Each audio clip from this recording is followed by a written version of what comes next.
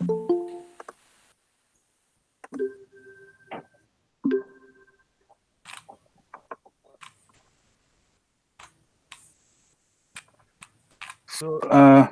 hello and welcome everyone to the ninth lecture of this lecture series. And on behalf of INTACH Hooghly Chapter, I would like to welcome you all and wish you a very happy new year as well. Uh, Today's lecture, we will hear it from Dr. Pinaki De, and he will be speaking on the printing history in Hooghly. Our speaker today, Dr. De, is a multiple award-winning graphic illustrator designer who regularly works for renowned publishers like Penguin, Random House, HarperCollins, Hachette, Routledge, Primers, Oxford University Press, Singapore University Press, Bloomsbury, Orient Black Swan, Worldview, Pan Picador, Simon and Schuster, Permanent Black, Alchemy, Sage, Roli, Sahitya Academy, Rupa, and many others. He has designed almost 500 book covers till date. He is the winner of Publishing Next Prize for the best book cover design in India twice in 2017 and 2019. His book cover for Kolkata by Kunal Basu won the prestigious Oxford Bookstore Prize for the best cover design in India at Jaipur Lit Fest 2017. His layout design on Satyajit Ray's archival manuscripts has drawn accolades from all across the globe. A Charles Wallace Trust Fellow, his PhD is on comics theory. Dr. De is one of the editors of the prestigious annual magazine Longform, published from HarperCollins, which is generally regarded as the first global comics magazine from India. And he is also the Indian Comics Advisor for the biggest ever exhibition on Asian comics, curated by Paul Gravett for Barbican, London. His book-length comics on partition is due this year. Pinaki De juggles his creative work with academics as he has a day job as an associate professor of English at Raja Peary Mohan College, Uttarpara, Hooghly. May I now welcome Dr. De and request him to proceed with his lecture. We are all so eager to hear from him about the printing history in Hooghly. Dr. De, please. Thank you, Ramanuj. Thank you for. Can you hear me? Yes, I can hear it. Okay. So, am I visible as well? I mean, I'm not too sure whether. Can you see me? Light is not quite enough. I mean, yeah. The light is not enough. Okay. So, that's a problem here. But okay. Otherwise, it's perfect. We can see you as well. Okay. You can hear me. Yeah. So when I show wearing a blue shirt, probably. Okay. So then at least you can. Anyway, so thank you for the introduction, and thank you, Ramanuj, and all the people who have joined. I can see some of them who are really who I really admire as scholars. So it's a kind of a great moment for me as well. Now, first of all, what I wish to do today is not to do a very scholarly kind of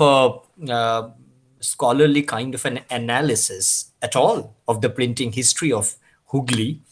But what I want to do is to narrate certain events and, certain events that we should know, certain events that we at least know from history. And although it's a narrative, it's not a wild narrative. Whatever references I will give, I will try to back it up with documents, or whatever, I'll try to mention the documents. And so what I'll try to do is to tell the story of printing of not only Hooghly, because that would be extremely, narrow in scope, because the printing history of Hooghly is inevitably, attached with the printing history of Bengal. I may say printing history of India. And so this is very important to understand, because when we are talking about printing history, we are talking about an ecosystem that stretches well beyond our district. So that's something that everybody should be aware of. So I will be talking about Hooghly specifically, and you can understand what kind of points I will make about history. You may speculate what kind of points I can make, because most of you know the pioneering influence of Srirampur Mission Press, which I will of course talk in some detail, not too much in detail. But there are other facets that I think people should know.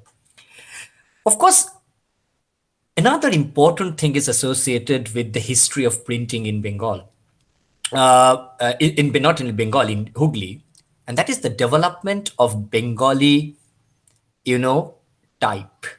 I think that's a very, very important point. So this will be as much about printing as much about Bengali type, the way type was developed. Now, there will be some technical issues when I talk about typography. So what I've done is I have kept it at the back end of the lecture. So in the initial part, I will try to narrate certain things, of course, try to give some insights if possible. And then after I finish the lecture, I will try to give a kind of a visual, a view of certain things, certain types, certain elements, certain manuscripts, which will actually illustrate my point. So let me begin with a date, because we need to jump into a date. And when we are talking, we are basically talking of around, say 1757. I think that's a very convenient date to begin, of course, because of the historical events which we all know of. And let us focus on Kolkata, Calcutta, of course, during that time. Kolkata, of course, not Calcutta, but of course Kolkata, and Calcutta later. And if you look at the way, the city was developing, you know, the rural acre, the area of Kolkata was basically decreasing. So from, if you actually get a reference of the city in 1756 to the reference of the city, the cartography of a city in 1794 and 94, yes, then you will see that 2525 acre of land, rural land, has actually diminished to 1283 acre of land. And I'm quoting from Nimai Sadhon Bose, Indian Awakening and Bengal, that book.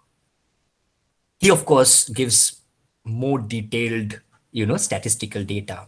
But what I'm trying to make here, the point that I'm trying to make is that the rural, areas, which the city always had, is decreasing. And the urban area is increasing. So from 1757, the urban area was 704 acre. In 1794, that is at the fag end of 18th century, it almost became 3714 acre, 3714 acre. Now, why should I begin with this kind of dry statistic? That's very important to understand. My only point is that although the rural area within the precincts of the city decreased and the urban area increased, the culture that was basically forged in Kolkata during that time is a curious mix of both rural and urban traditions. There are a lot of rural elements that seeped in the culture of Kolkata during that time. And I'm talking about the late 18th century Calcutta. Now, if you look at the development of cultural elements in Kolkata, you can see certain, things which are actually gaining prominence. Of course, we all know of Kobigan. We know of people like, Gojla Gui, Raghunath Dash, Keshta Muchi, Bhola Moira, who actually belong to the lower strata of the society within court. But they are actually, taking Kobe gun and, molding it into something very interesting. Of course, Kobe gun is derived from the rural torja. So you can see that rural element always has some relevance in the newly formed urban areas of Kolkata. Although this binary of rural urban seems a bit outdated, but if you study the time of, and the cultural environment, ambience of the time, you will know that this is there. Or say, let us look at, say, Jatra. Again, another form where you can have people like Gopal Udoy or Shishuram, Gobindo Adhikari, Loknath Das, all these people are mentioned. And Lokodoba, of course, very interesting. And they again are utilizing, they're forging together certain things which are extremely traditional and trying to transplant them in an urban environment. Or say, look at Panchali. Okay, Panchali, of course, you have Dashu Roy, brilliant, of course. You can study Dashu Roy separately. Lokikanto Bishwash, Kedarnath Boshu, all these people, they are, creating something new, the Panchali. Or say, let us look at visual arts. And this is where I want to concentrate. Look at the pot, for example. Now, of course, as we all know, pot comes from, rural Bengal. But what happened was the pot paintings or the bazaar paintings, as they were referred during that time, took advantage of a kind of a market ecosystem that was created around Kalighat temple during that time. And what happened was, it was during that time, the pot painters of rural Bengal began to adapt to cheap means of production. And the pot painters began to use cheap, what I call papers, in order to make their, paintings instead of scroll canvas. Now, why should I be mentioning all this in the history of printing of Hooghly? I'm mentioning all these because all these things have somehow impinged on the way the history of printing developed in Bengal and, of course, in Hooghly. Now, what happened was, the pot, Kalighat pot, is a very unique kind of a phenomena that happened. But along with Kalighat pot, another visual phenomena became almost, omnipresent in Kolkata market. And without that reference, I don't think any history of printing would be good enough. And that's the development of wooden print. So the very late wooden print, there is Kalighat pot, but there is also what I call the parallel tradition of art, which is basically the wooden print. It's a kind of a mass art which uses the stereotypes and formula to simplify the experiences that the artists had around them. And they try to mobilize certain stock feeling and sell it to people who used to come. There was a ready market for that. Now, the woodcut artists, acquired the mastery of the art of illustration, and they were very popular among the Kolkata's elite classes. Now, this woodcut prints, actually is the, in a way, the forming, what I can say, the seed, has the seed of the development of print history in Bengal. Now, when we look at the woodcut prints during that time, we can understand the artistry that is associated with woodcut prints is also transferred to the way printing developed. So, the very idea of engraving, carving, the very, what I call the menial jobs associated with printing, which was already there among the artists of the woodcut print could easily be transferred to other people who want to do printing or want to take up printing as a serious job. Now, reproducing pictures from blocks in India is a very old process. And here, of course, Calcutta is not the pioneer. We all know. And we have to go in the 16th century, And I think the year is 1556. I'm telling from memory, but probably I'm right. In Goa, 38 books were printed. And you can find this data in Anant Kakoba Priyalankar's book, The Printing Press in India. There he says that there are 38 books that were published in Goa, printed in Goa, between the year 1556 and 1674. So we are looking at the 16th century and the 17th century. Although we don't get the first 5 printed books, but we get the first one, the other 4, we get the first printed book. And the first printed book in India was printed in Goa, and it was a religious book of the Portuguese. That is the known fact that we have from the documentations that we get, at least till today. And it is called Conclusus e Utras Chaosus. That's the name of the book. And of course, there is another very interesting book called Compendio Spiritual de Vida Christa, which was actually published in the year 1561, which I think is also very important during that period. But remember, let us go a bit further. 1598, so absolutely at the fag end of the 16th century, there was a book that was published in Tamil, and it was called Deuterina Christa, and it was actually the first book published in an Indian language by a Spanish printer. His name was Gonzalez. You can also get this fact from the wonderful book written by Radha Prasad Gupta, which is called Printing Press from China to Chinsura. It's a very, very important book, one of the most important books that has been written on the history of printing in India. Now, after Goa faded, the Goa printing, thing faded, everything started off in Bombay. And there was a man, a Gujarati entrepreneur, who began to take up printing in India as a very serious thing.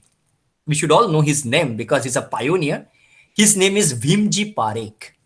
Now, Vimji Parikh actually, of course, began to invest money because printing is also a very moneyed job, money-intensive job.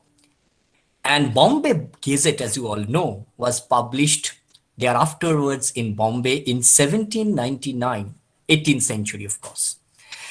Now, of course, there were other centers, like, for example, Travancore, okay? But let us put all these backwards and let us concentrate on what happened in Kolkata. Now, you have to understand, Kolkata, printing arrived with the Europeans. Of course, the Portuguese were very small. They were concentrated in a place in, as you all know, Bandel and its precincts. It came with the British, okay, with the English. So, in 1799, late 18th century, we get a fact that in Kolkata, there were at least 17 printing press. In fact, I have the list of all the names, but I'll not bore you with all the names. And almost 40 odd printers working during that time. So we are talking about 18th century, and printing with the help of Europeans was already a kind of a flourishing business in Kolkata. And why it happened? Why Calcutta became the center? Very easy. Because the political power play that happened in the colonial, context somehow shifted to Kolkata during that time, in the late 18th century or the beginning of the 19th century. Now, of course, during this time, books like the Daniel's 12 Views of Calcutta, Bailey's 12 Values of Calcutta and Fort William, Mabon's book, I can remember, 20 sketches illustrative of Orient manners and cultures. I forget the dates. All these were published. In fact, there is a brilliant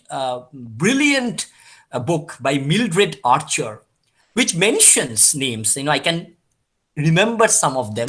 Someone like Caleb Garland, Richard Brittridge, John Brown. In fact, you can see Brown's reference in other, gazettes of Calcutta. Joseph Shepherd, a pioneer, Samuel Davis, John Alafounder, and there are many, many more. I can just go on picking up this name. So, it was very much an European enterprise. So it's not as if, printing started in Hooghly. But remember, printing in English and printing in vernacular is a completely different ballgame.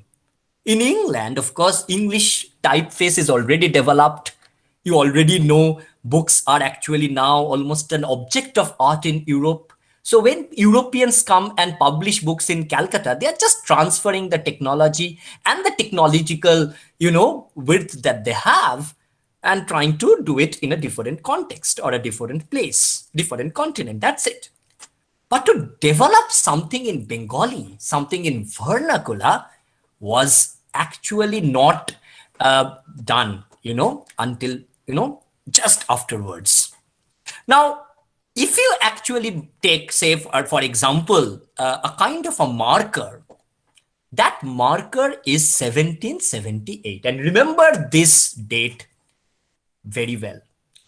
In 1778, Nathaniel Brassey Hallhead, which we know as Hallhead's Grammar, he published a book which is called A Grammar of the Bengali Language, 1778. Now, if you look at Hallhead, of course, he was a very educated person. He knew all the classical languages. He also knew non-Latin languages like, say, Urdu, Persian. He was extremely influenced by William Jones, of course, the great Indologist, Orientalist. And he came to India basically as a translator. He used to translate from French to English. And within a very short period of time, Hallhead began to translate something under the orders of Warren Hastings. Warren Hastings always thought that, in order to run administration efficiently, we need to bridge the gap of language between the Europeans and of course, the Indians. That was mostly done for administrative reasons, as you can easily understand. But that actually, unintentionally, whatever, led to the development of Bengali, printing history as well. So there was this very interesting work, which I basically want to talk about. And it is called the Gentoo Laws, Gentoo, basically the Hindu laws, which is, if you anglicize it, it is called the Gentoo Laws. That was to be translated by none other than Hallhead. Now, what happened was, Hallhead actually says, of course, we have brilliant works on Hallhead. Hallhead says that I want to get the modern jargon of Bengal right. This is there in the letter. Exactly, not exact words, but almost the same words. And, he actually began to take lessons of Bengali from a very well-known teacher who later was, of course, extremely controversial. I will not go to the controversy. And his name was Ramram Bosu, Munshi Ramram Bosu, Basu or Bosu. And we know from, some of the books from the letters that Hallhead read 3 books, while he was learning Bengali. One is, of course, Ramayana, Krittivas. Another is Mahabharata, Kashiram Das. And, of course, Kalika Mongol Vidya Sundar by Bharat Chandra. So these are the books that he was reading. If you wish to look at it, there is a beautiful biography of Hallhead by Pavitra Sarkar, Hallhead Jibon Katha. It is a Bengali book. You can read that. And there are documents, letters within the book where you can get all this info. Now, in 1778, he began to write what is called the Grammar of Bengal Language. about Bengali language. Bengal language, that is what he told, that was what is written in the cover. Now, what he was trying to do was he wanted to publish it in Bengali typeface. Now, that's a very, very interesting thing. Now, was there a Bengali typeface before that? Yes, there was. But those were mostly developed in Europe, in England specifically. In fact, there was a brilliant printer in England whose name is Joseph Jackson and William Boltz, who used to work in the famous Caslon foundry. You have probably seen Caslon typeface. And both Joseph Jackson and William Boltz used to work in Caslon foundry. And they were the first ones who developed Bengali typeface, not in Bengal, not in India, but in Britain. How did they do it? Very simple. They got some manuscripts from here. They followed the manuscripts. They followed the visual arc of the manuscripts. And they began to create typeface based on it. But the problem, and later on, another great printer, and of course, a typographer, whose name is Vincent Figgins, who was basically, Joseph Jackson's protege. He also developed another set of Bengal fonts. But the problem is, and that's a huge problem, they never got access to the Sanskrit, manuscripts or the variety of manuscripts, which will actually lead them to standardize the letters. So printing in Bengali was always what I call, a shoddy affair. It was always incomplete. It was always something that was not, was not taken as a very important thing. And somehow it always escaped attention.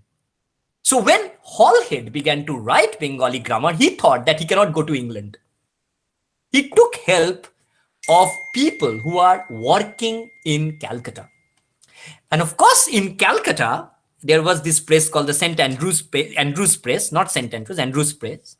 But there was this guy called Charles Wilkins. Many actually say Wilkins to be the Caxton of Bengal. We can always tell that, but let's stop at epithets. And in Wilkins Press, there were many local artisans who were working. What kind of local artisans? Artisans who were already, accomplished in woodcuts, engraving. Okay, they are the ones who began to work in type foundries in Kolkata. And one of them, as you all know, is Panchanon Kormokar. So Panchanon Kormokar used to work under Wilkins in Kolkata. So where does Hooghly come to play? Why Hooghly becomes important? We'll talk about this, but just wait a moment before I plunge into that area. Now, Hastings, as you all know, later on, was Halhed's mentor, Warren Hastings. He later, of course, offered Halhed a post in the Board of Revenue of the government. But anyway, remember, he later, died in 1830 under very tragic circumstances. But we will not talk about that.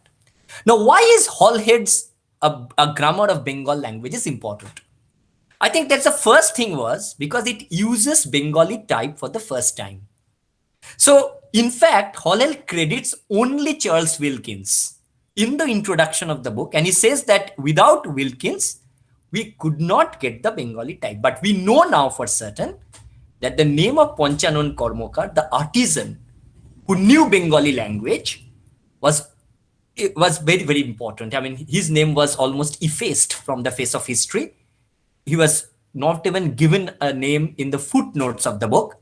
But we all know now today from various sources, and those sources are very fascinating. The sources are also not in India, unfortunately. It is in the India office and the British Library, that Panchanon Kormokar definitely played a role in creating the typeface that was developed by Wilkins. Now, from where did Wilkins, what is the source of Wilkins typeface? You can do a typeface, but you need to have a prototype, right? The prototype, and that is very, very interesting, are manuscripts which are Sanskrit manuscript. And this is something, which is very, very important. Joseph Jackson didn't get access to the plethora of manuscripts. Neither did, the others, like Boltz. But this man got, access to manuscripts. The manuscripts which people say, Wilkins developed 4 founts, and out of them, all of them are based mostly, people say, around Chondi Mongol. So Mukundaram's Chondi Mongol, which we all know, and Bidya Sundara Bharat Chandra. But the person who has done enormous research on Bengali typography, and one of my teachers, Fiona Ross, mentions, somebody who I really, really admire, she mentions that from the manuscript, from the study of the manuscript, it is apparent that Chondi Mongol's writing and Bidya Sundar's writing may not be the sources from where Wilkins develops the front.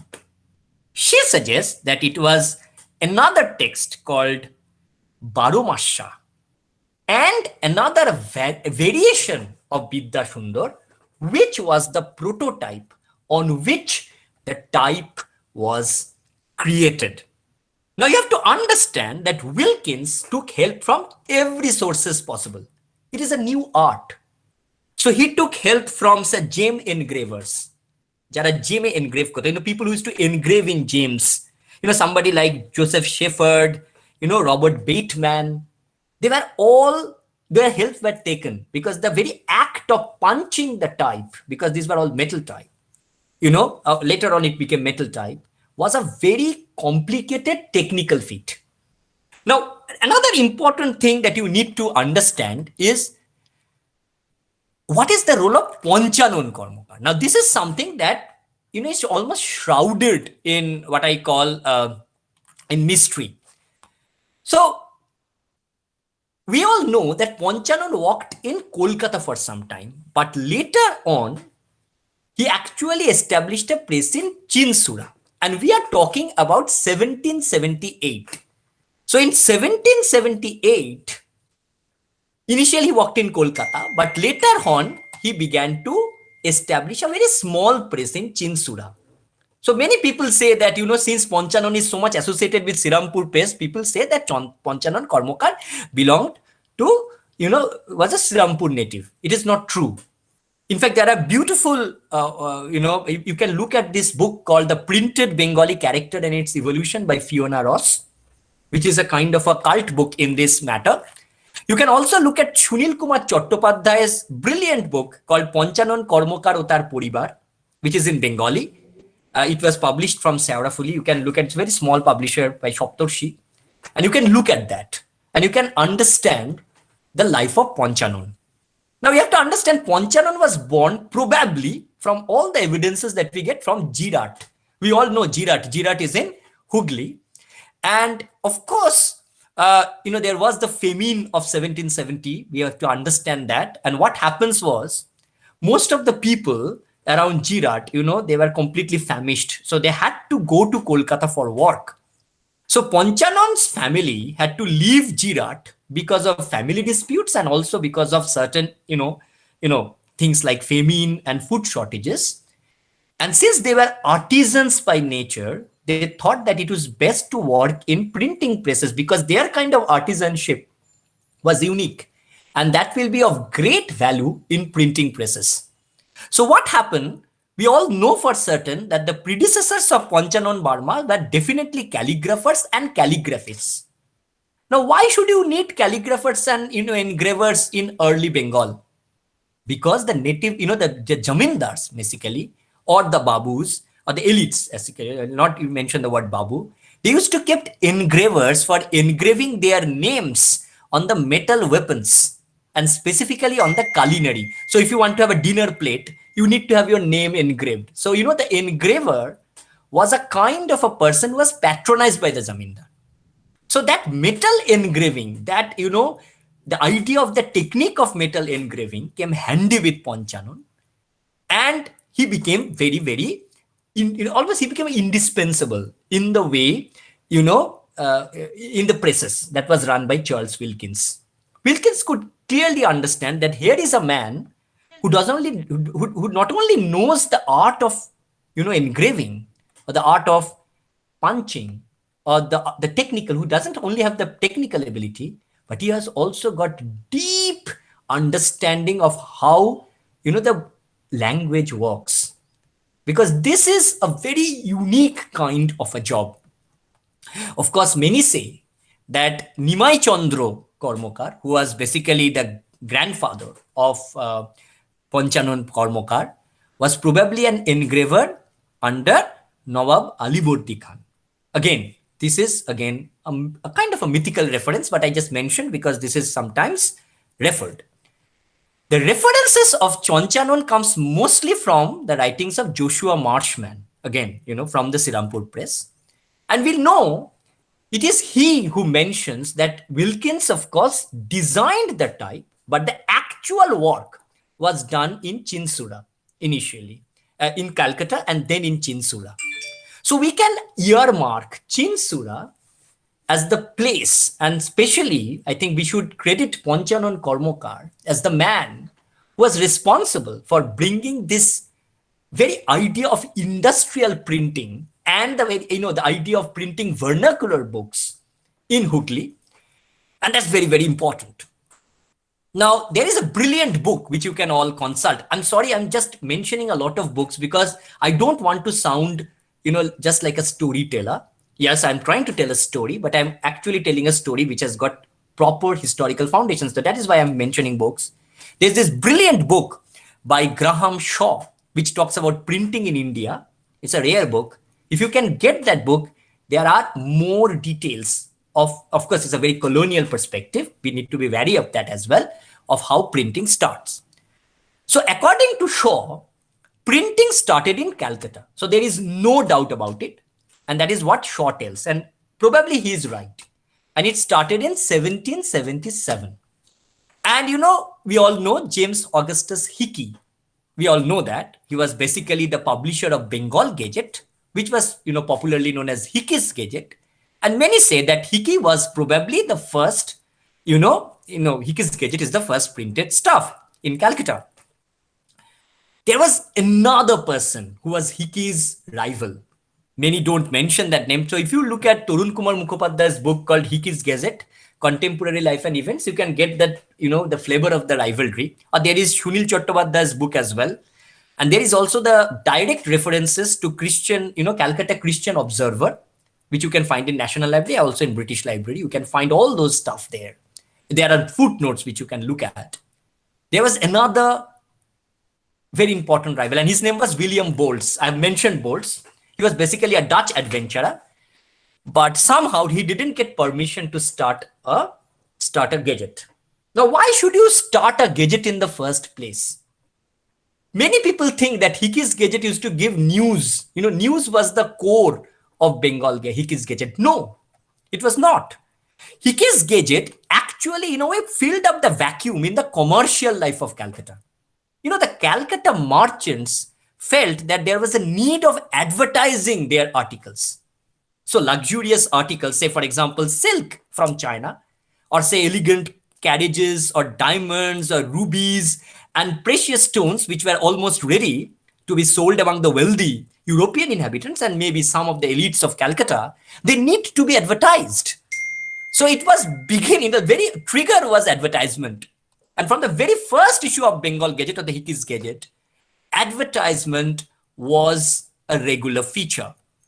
So, for example, whenever a cargo ship, for example, comes from China, okay, the goods will be published in Hickey's Gazette and people will try to get those. So you can have hams, means, meat shops, meat sauce, liquor, whiskey, hats, so, piano, swords. If you study it, it's a fantastic place to look at how the commerce walked in Kolkata. I think Hickey's Gazette is almost like inevitable, and I find it absolutely fascinating, to study Hickey's Gazette.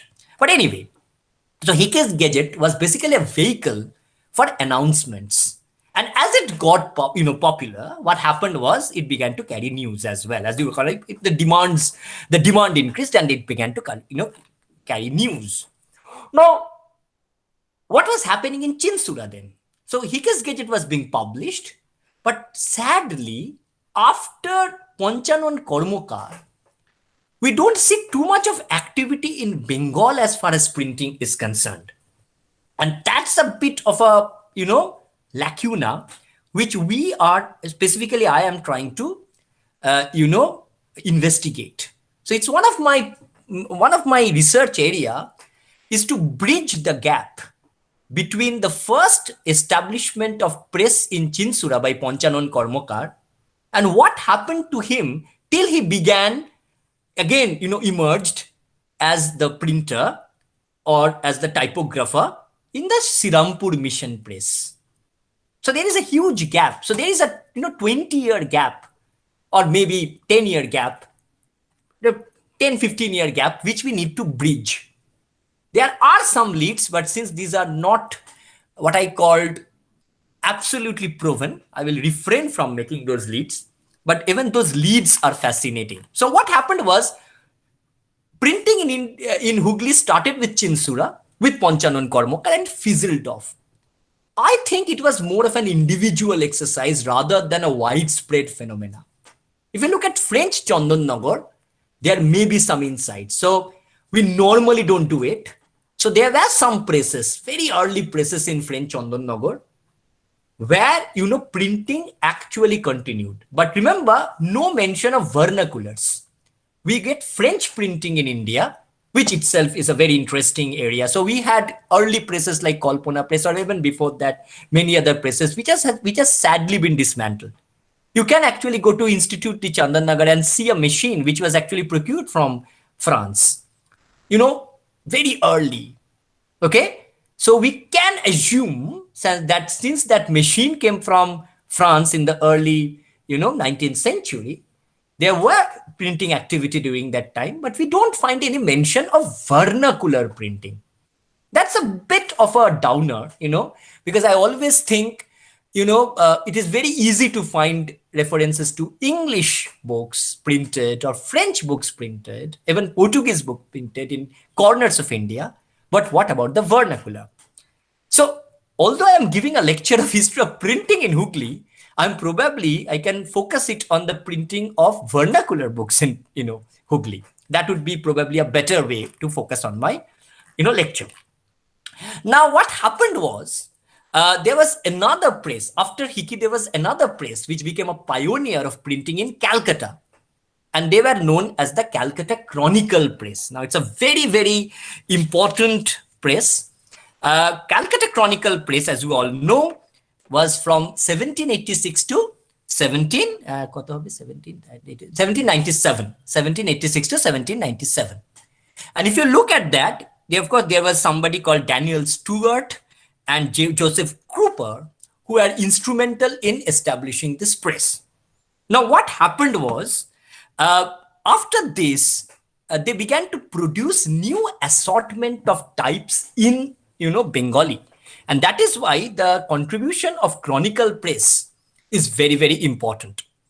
There was also a parallel market in Calcutta during that time. And this is something which is ignored by most of the foreign historians. And that's, of course, the Boltz printing. We all know there is this place called Boltz. I don't know whether there was a banyan tree or not, but the place in North Calcutta, which was called Boltz, and it mainly produced woodcut prints. And it actually became famous as Boltz printing. In fact, the first printing press set by an Indian, note the word, by an Indian in Calcutta was in Khidirpur. And that press was actually by a person mentioned variously as Babu Ram. We don't know the full name. And it was in only 1807. So in this context, Panchanon's press became very important. Did the printing press established by in Chinsura was run by Panchanon himself, or was it actually run on the money funded by, the colonial enterprises? We really don't know. And this is a kind of a black hole in the printing history of Bengal and India. What happened is, Onnoda Mongol was the first Bengali book, note the word, to be published in Bengal, published in printed in Bengal. Of course, printed, of course. First Bengali book printed, and it was only in 1816. Now, these dates are almost like milestones to me. So, it is important for us, to be aware of those dates. In fact, this book was published, it was actually published by Ferris and Company. And the first Bengali publisher, his name was Ganga Kishore Bhattacharya. If you please go to Ashit Pal's book, Woodcut Prints of 19th Century Calcutta, or Nikhil Sharka's book, Calcutta Woodcuts Aspects of a Popular Art, I think you will get a lot of these infos, but be aware of one thing. A lot of the infos are sometimes not verified. And I have found out that there are some infos which were basically wrong. So we need to be careful, but this provides a kind of a springboard from which we can always do work. Now, what happened was, let us go, what was happening in Hooghly. So after Ponchanon, was instrumental in helping Wilkins while working, while doing Nathaniel Hallhead's grammar, there was a gap. There is a gap which we cannot basically bridge. He emerges again, and that was with the trio, famous trio, and the establishment of the Srirampur press. We all know that William Carey, William Ward, and Joshua Marshman. Okay, these three people, they were basically, in a way, they began. Of course, we all know Kerry is probably the most important person here. Now, William Carey, and this is something I want to tell you, because many people think that Kerry came to Sirampur only. Absolutely wrong. You can read a lot of his biographies. I can tell some of them later. So what happened was, Carey, remember, came to India only in 1793. And he came to India with a person called John Thomas. And when he came, he was, remember, also a missionary. And he was a missionary for a particular sect. We all know that. It's called Baptist Society of Propagating of Gospel Among the Heathen. That's the full name, but the Baptist Society would serve our purpose for now. Now, Carey was, of course, a missionary. He wanted to spread the word. And he knew that in order to spread the word to the, within quote, natives, you need the intervention of vernacular language. You need the help of vernacular. You need to, publish everything in vernacular. Otherwise, it doesn't make any sense at all. So what he did was very, very interesting. He wanted to do a press. But initially, he was actually, he went to a place, called Modnabati. There is a very funny way of, writing this name. It's called Modnabati, but he writes Madnabati, B-U-T-T-Y. That's, of course, the anglicized spelling. And in 1798, he actually wanted to have a press at Madnabati in Malda.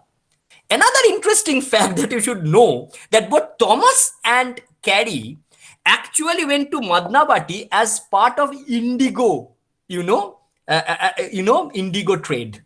And there was a person called George Woodney, who was basically a indigo plantation owner. They took him to Madnabati. But of course, in Madnabati, there was not a favorable ecosystem at all.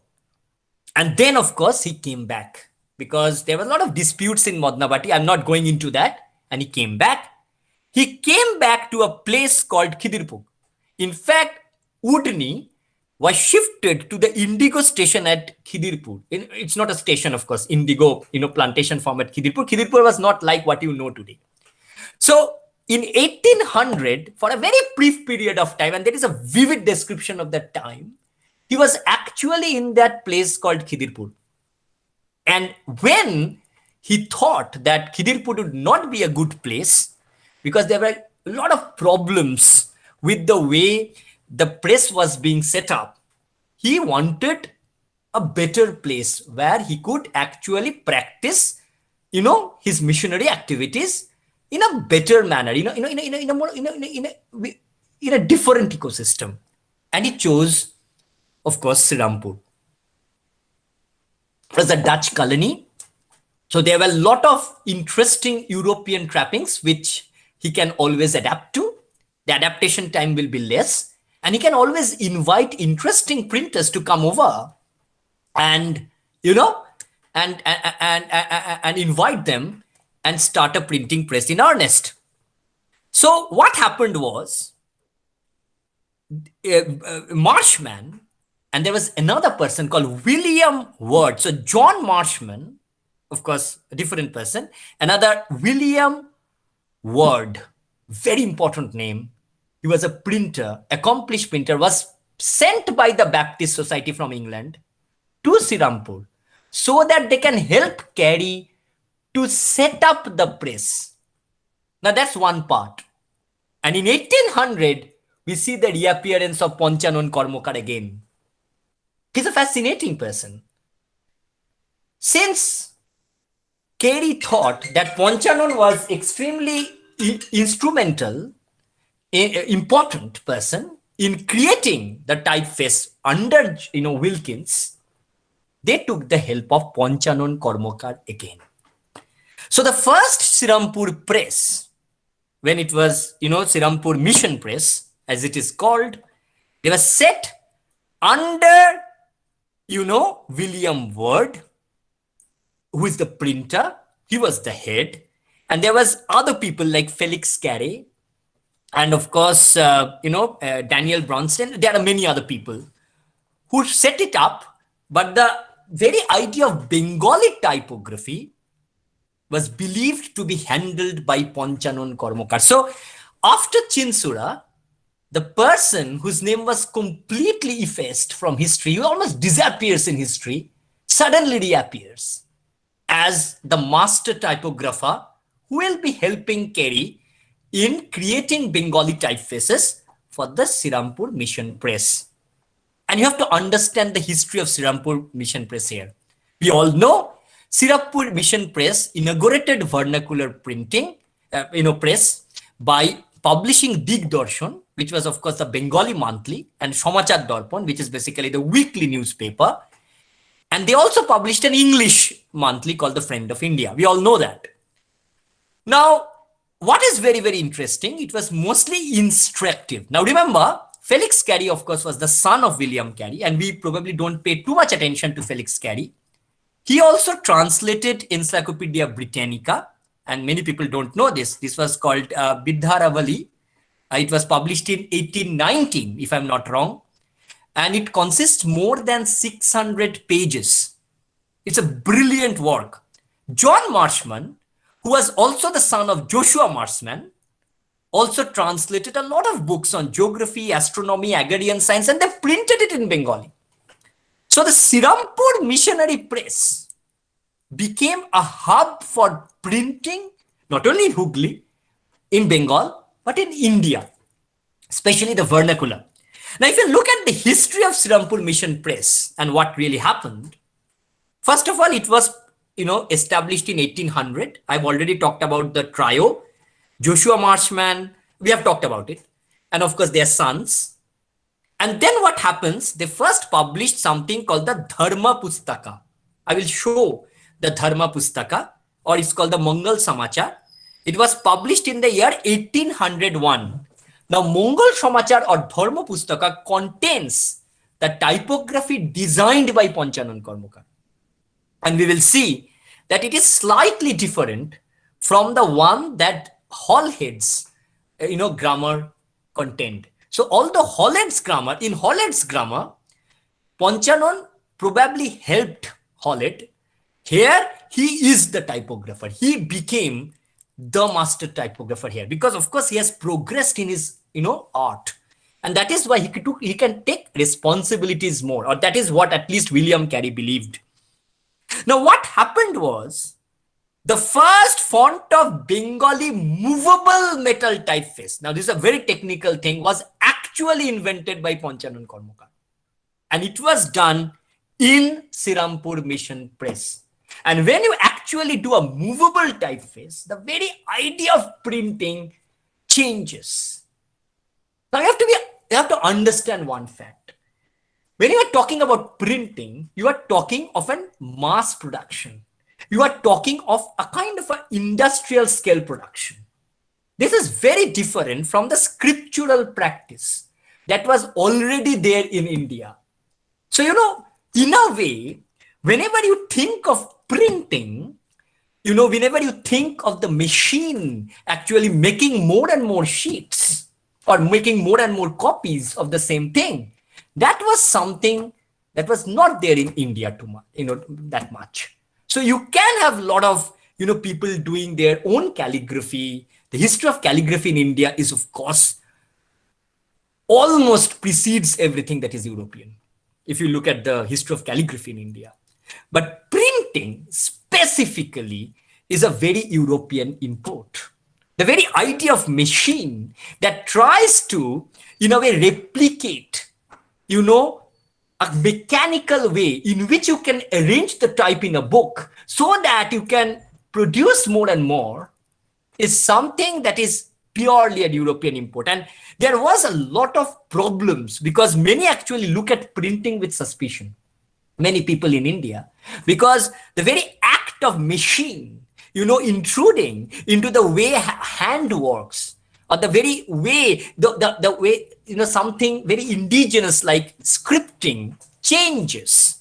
Because with the help of type, the script will also change. The way, typescripts change, it also changes the handwriting because you get more acquainted with the way a letter looks visually. So, it created a lot of changes in the way Bengalis or Indians, or specifically here, of course, Bengalis began to read. The very idea of reading, the very idea of, education, everything changes. Now, let us give me a very short introduction to Srirampur Mission Press. I'll give you a small story. So Srirampur Mission Press was, of course, in 1800. We can easily remember that date. 1801, they published what he called a Bengali book called the Mongol Samachar or the Dharma Pustaka, which is very, very important. And it had got the first movable metal type used by Panchanan Karmakar. But you have to understand that this is very, very exciting and very, very interesting as well, because 1801, William Kerry was also appointed as the teacher of Bengali of Fort William College. We all know that. Now, what happened? For Kerry, it became a kind of a ploy to push in books published by the Srirampur Mission Press. So what happened actually, they began to work for the College of Fort William, and the College of Fort William actually used to buy 100 books of each book, 100 copies of each book that were published by the Srirampur Mission Press. So you can understand, the very act of being a teacher in a college actually acted positively. But also there was an aim. Remember, they were always publishing Dharma Pustaka, or because their aim was missionary zeal. In 1801, you get Mongol Samachar, the font developed by Panchanan Karmakar. Now, as things began to increase, we have got the second Srirampur font. Actually, we name it. So we have Srirampur Press, SP1, SP2. There are technical issues. I'm not going into that because this is a very technical area which needs technical ideation, ideas. But let us be very simple. 1803, there was a new set of fonts which were developed by the Srirampur Press. And then something happened in 1810. So we are looking at the beginning of the 19th century. In Srirampur Press, began to publish books other than themselves. So they became truly what I called, within quote, industrialized.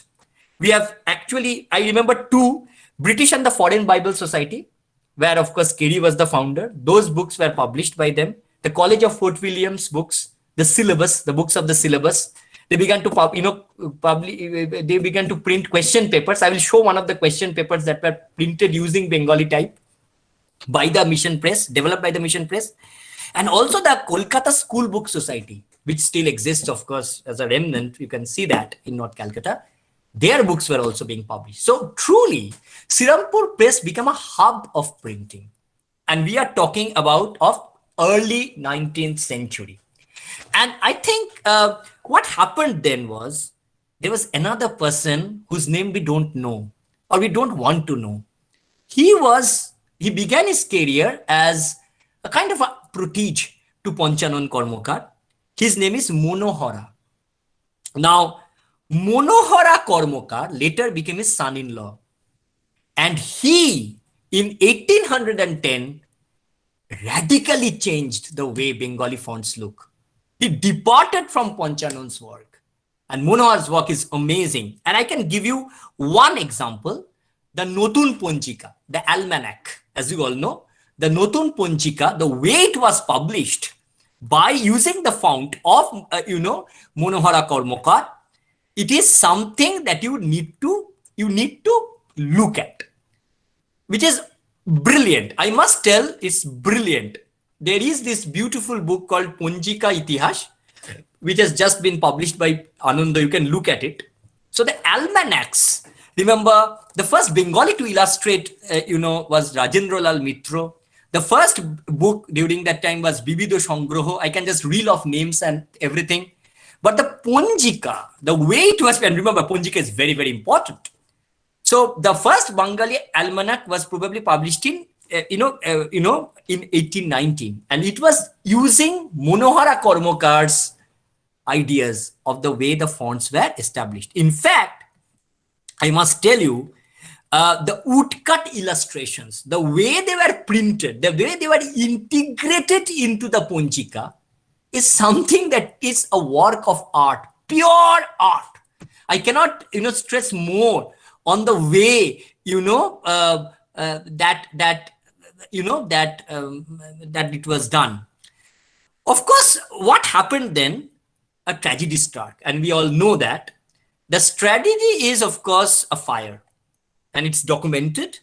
1811, Srirampur Press was destroyed by fire.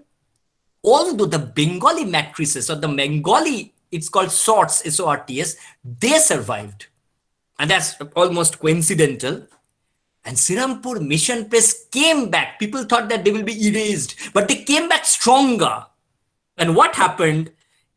Brilliantly, 1818, they published the grammar of the Bengali language. And there, the font was designed by none other than, I think, one of the best fonts even today, by John Lawson.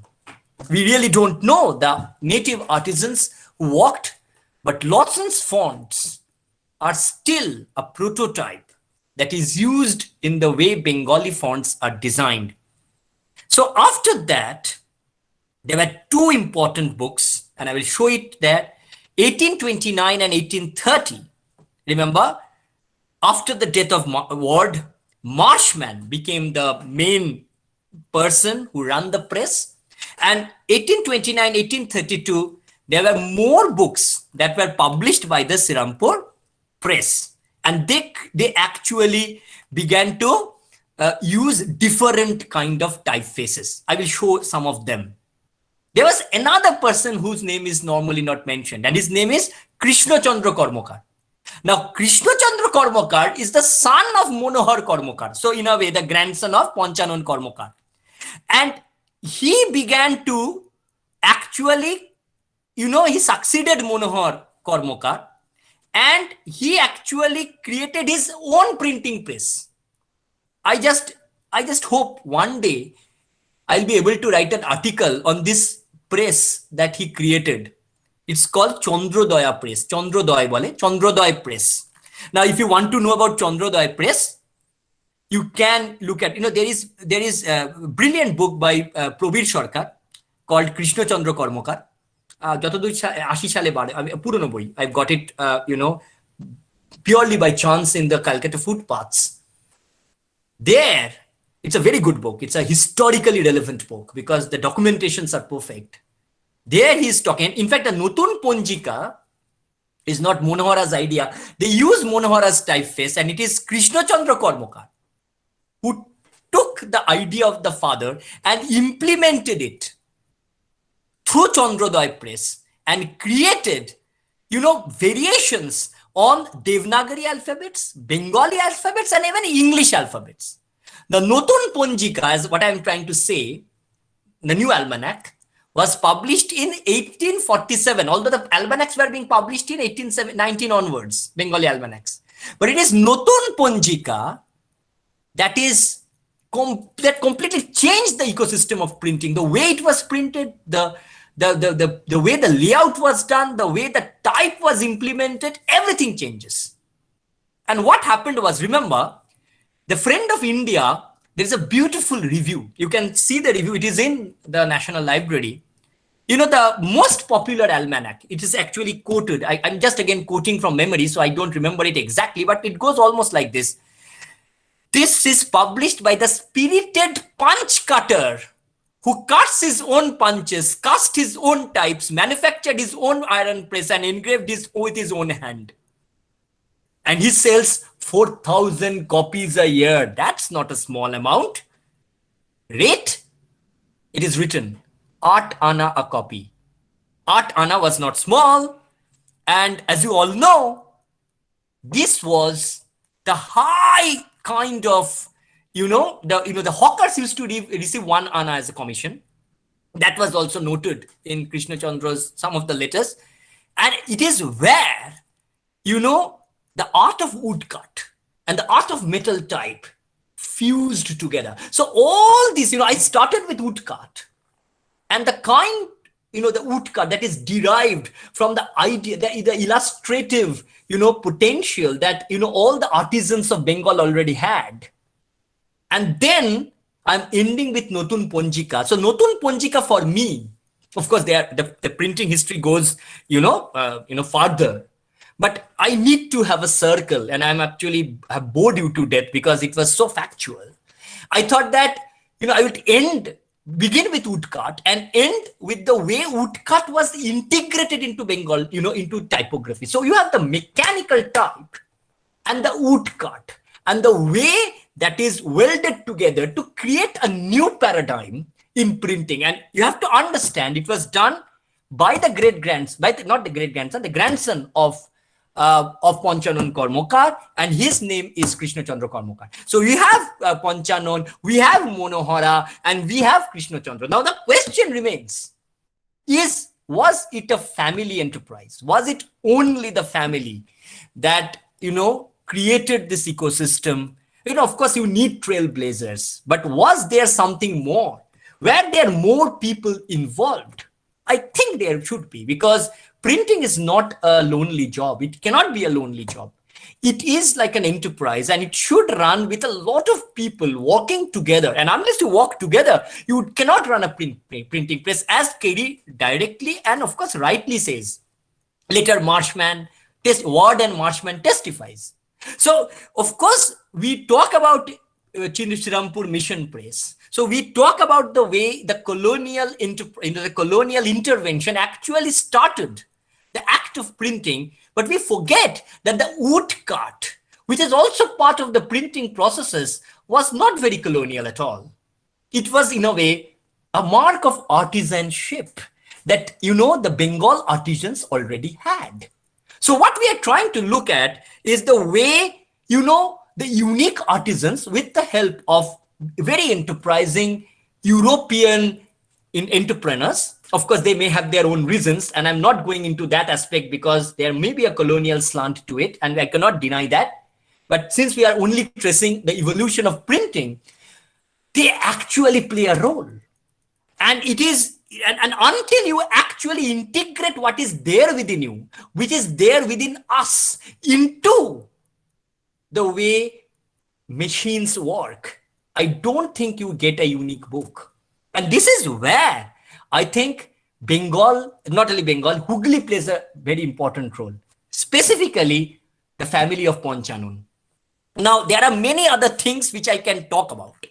There is a beautiful work, essay by Purnendu Potri. I always thought that Purnendu Potri never got the due. And this was there in Oshit Pal's book, the woodcut engravings. And there he's talking about the woodcut and how indigenous the woodcuts were. You can look at that. You can look at many repositories, which remember later Abanindranath Tagore, Sharashi Kumar Saraswati, Jamini Roy, R.P. Gupta. Remember R.P. Gupta?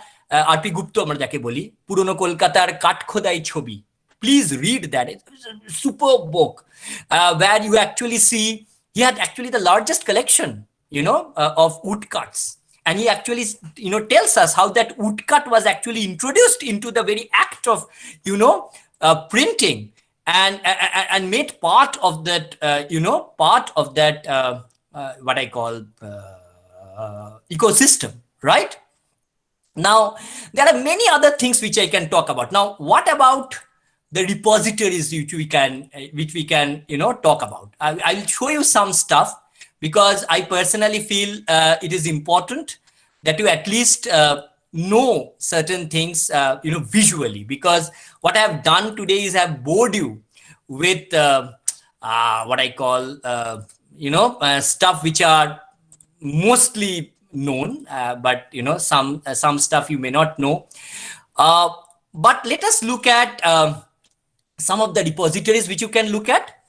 So first of all, Graham Shaw's Printing in Bengal, which was written in 1800, is a very big book. But look at public libraries. Now, public libraries, of course, we know of Joy Krishna Mukherjee, the place where I work, and the college in which I work, Raja Peary Mohan College. Peary Mohan was the son of Joy Krishna. We have the Uttarpara Library, public library. Of course, we can have National Library. We have a lot of documents there. Joy Krishna Library has a lot of documents. Very interesting. The Borendra Research Society and Museum, if you are lucky enough to go to Rajshahi University, it is part of Rajshahi University. It has got a brilliant archive. You also have the Dhaka University Library, the Bangla Academy. And there is also this, Bangla Academy acquired this very famous family collection from the Muktogacha Jubindari estate in Moymanching, which is a treasure trove of the way this happened. I can mention the Kunnagor Library, okay, Bongyo Sahitya Porishad. So these are stuff that you can look at, which I personally think is very, very important. You can also look at the primary holdings. Of course, I've talked about National Library, which was called the Imperial Library during its heyday. The Bongyo Sahitya Porishad, Joy Krishna Library, Kunnagor Public Library. Please go there. It is a very good. Chandanagar Pustakagar. It has got a small section. The Andul Mori, that's a Mohiyari Public Library, which I personally think is a brilliant place to look at. Chaitanya Library, again, fantastic. It has got almost, how many? 30,000 books. It's a small public library. It is still there. There are only books which are there in Chaitanya Library, not in other library. Please go to it.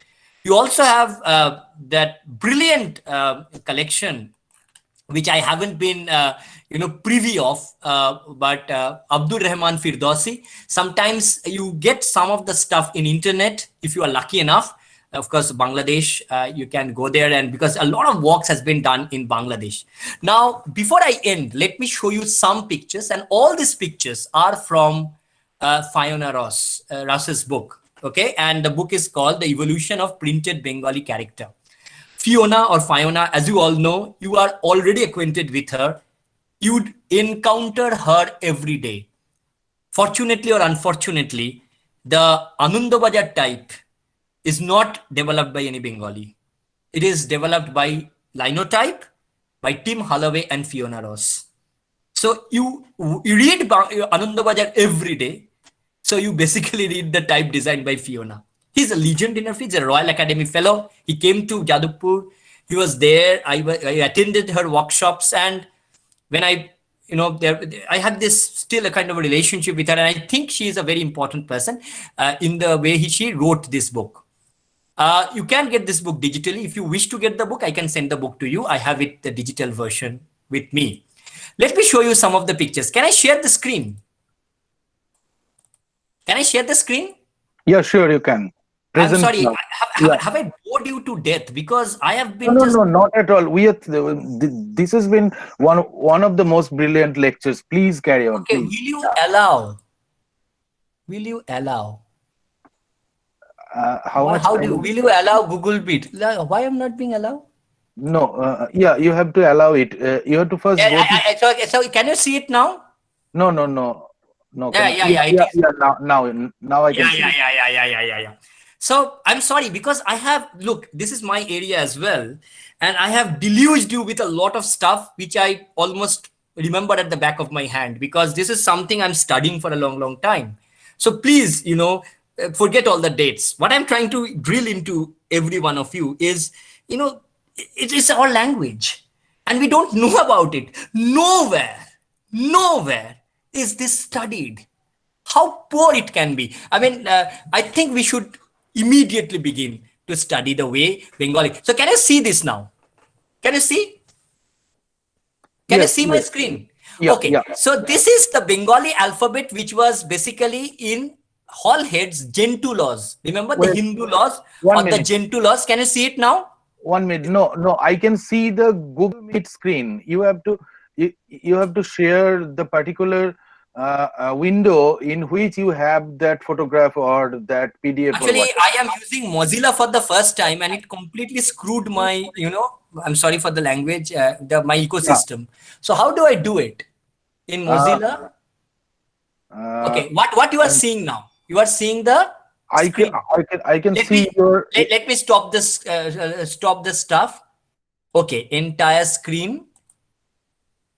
Oh, in test. I got it. I got it now. I got it now. Sorry. It's like very simple Okay. stuff. Yeah, yeah, Since I'm talking about technology, I should know this. This is my fault. yeah, yeah. Sorry. Now it is all right. Now it is all right. Ah, I know that. So this is it. So this is, can you see this? So this is the Bengali font that was used, alphabet, sorry, that was used in Halhead's Gentoo laws. Remember? Halhed first translated Hindu laws as Gentoo laws. And this is the Bengali alphabet. Now look at the handwriting script. So you can easily understand the handiwork, the way the hand walked in, in decipher, in sort of, drawing a letter, that was there. Now, now what is this? This is Chondi Mongol. So if you see the Chondi Mongol, this is of course from the Puthi, you can see that, this is already there. Look at the beautiful handwriting. So many say that this probably is the inspiration behind the development of the first typeface by Wilkins, of course, Panchanan Kormokar and Wilkins. But we are not too sure. And I must tell you, because Fiona says, and I also agree with her, that there are some areas where this doesn't align. Now, if you want to know about this more, I must tell you something else, and I'll just go one by one. So this is also the Vidya Shundar, which many say, the Vidya Shundar manuscript, which many say is the inspiration. Fiona also agrees, and I also agree in a way, because if you know typography, you will understand the way the extender or the X site is manipulated. Probably it is the Vidya Shundar, and this is the Vidya Shundar, which probably this script of Vidya Shundar and this beautiful handwriting that acted as the reference point for the development of first Bengali type. And you also have Baromasha. Remember? So look at this. Look at Baromasha and look at Vidya Shundar. And now, then, and this is of course the Ramayana, which of course was read by Halhed, the manuscript. And this is how the typeface works. But before that, let me show you. This is how the typeface works. So I will just, I don't know whether I will be able to do this. Maybe let me show you something, because otherwise it becomes very difficult for you to understand. Can you see my Photoshop opening? Can you see that? Yes, yes, we can. Yeah. Okay, so what is very, very interesting, look at this. Look at this picture. Now, when you want to understand typography, you have to understand that there is something called the height, which is called the base height, and then you have what we call the X height and the Y height. Okay, so there is something, so base character height, and then you have the X height and the Y height. So if you look at, typography and the way these things actually happen. So for example, uh, uh, you have A, I'm sorry. These, I know this stuff, this, oh gosh. Okay, so you have, oh shit, I'm sorry. Just a moment. I'm sorry, just let me just reiterate this into something better. Okay. Okay. So for example, if you have T, for example, right? So you have a base and you have a, so this is the base height, but you also have the extender. So you have the so if you write say P, for example, so if you write P, so this is the basic base, height, but you have the descender and the ascender. So all these things play a role in typography. I'm making it very simple for you. But in Bengali, you also have the jofala, the rofala, and the juktakkor, which makes it much more difficult to create what I call sorts for typography. So what is very, very interesting. So when you parse a handwriting, I'm sorry, let me present it again. Sorry, I'm sorry for this. Can I see it now again? Oh, Yes, we can. Yes. okay. So in Bengali, so if you look at it, so pustok, when you write pustok, you have the base character height. But remember, when you actually give dirghokar, you have what we call a vowel sign which comes below, almost acts like a descender. Or say, Sishu Shikha Hoshoi, it acts like an ascender. So, and they are very much part of it. So, when you write P in English, the small p has all this. The big P may not face all these problems, but there may have different reasons. But in Bengali, this is very, very, very difficult to. So, the Hosho is the ascender, এখানে descender নেই, but the দীর্ঘ will be the descender. And the stroke how that stroke terminates, how it makes, all these are important, and all of this should be there in the metal type. Can you see the metal? So you have the beard of the typeface, metal typeface, the face, the bevel, the shoulder, the body. It's almost like a human body. So that is why these names, the front, the neck, the back, the fill, the groove. And all this is the typeface nomenclature that you need to know in order to understand how difficult it is to develop Bengali type. But let us not go to. So this is the drawings. These are the drawings. These are drawings from Wilkins. So the drawings were probably made by Wilkins. Ponchanon probably developed it based on the drawings of Wilkins initially. So when the first Hallhead's grammar came out, that type was probably designed by Wilkins and probably developed by Ponchanon. But when the Mission Press employed Ponchanon as the typographer, that typeface was developed by Ponchanon and probably designed by him as well. There is a difference. So when the Hallhead's grammar came, Ponchanon was a mere worker forging together the instructions given by his colonial master. But when the Sirampur Mission Press came, it seems that he has probably emerged out of his, apprenticeship, and he is taking decisions on his own. He's creating things on his own. So this is the matrix. This is the matrix. Unless you go to a place, I don't think, and these places are actually getting extinct. Unless you go to a press, it's extremely difficult to understand this. But anyway, so this is the way the mold works. This is the old mold, and it's very, very tiresome. And every sort will be placed in the mold and, placed separately, and, the impressions will be made. So it's not as easy as it seems. This is the old mold, probably the mold used by, Ponchanon, Kormokar and Wilkins and Kormokar, whatever we talk about it, while talking about the type. This is the first Bengali type. So this is Wilkins type, probably with the help of Ponchanon Kormokar. Look, this is a grammar of Bengal language, 1778. And this type is the first one which we know of in Bengali. Okay. And this is, of course, the Pofalas. Can you see? The 12 Pofalas. So you can see it's also written, transcribed in English for, references. This is all from Hallhead's grammar. These are alternative form of jaw and daw. I can go on with this. These are so technically interesting, but I don't think that makes much sense here. This is, of course, Hallhead's preface to Bengali grammar. This is an ode.